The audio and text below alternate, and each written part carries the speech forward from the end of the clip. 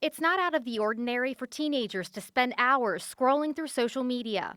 But a new West Virginia University study finds a few popular platforms can put some teens at higher risk for depression. We found that effect mainly for Instagram and TikTok and also YouTube, so that kids who spent more time on YouTube, TikTok, or Instagram. WVU psychology professor Amy Gensler and three graduate students, including Jacob Alderson, collected data from 237 teens between 2018 and 2020.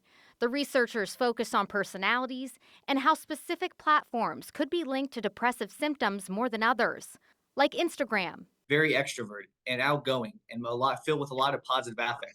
Our study doesn't prove definitively, but does show evidence that perhaps those teens, if they're using Instagram rather often, that might not be as big a deal relative to a more quiet, more negative emotion based kid who is only maybe consuming content on Instagram or not going out and getting some of those interactions that we tend to see with highly extroverted teens. So just thinking about like parents or, clinicians, who should they be concerned about if the kids are, constantly on social media? And it's maybe not everyone. The researchers say TikTok was associated with higher levels of depressive symptoms, particularly for teenagers who said they were likely to have negative thoughts while browsing social media. Kids are going to be reacting differently, and keeping that in mind about, is social media bad or good? It's both, it's always both, but you have to think about the child and how they're using the platform and, what they're like as a kid. They hope teens will start taking note of how their favorite apps make them feel. Teens as well could ask themselves, how long am I on social media? What am I doing when I'm on Instagram or TikTok?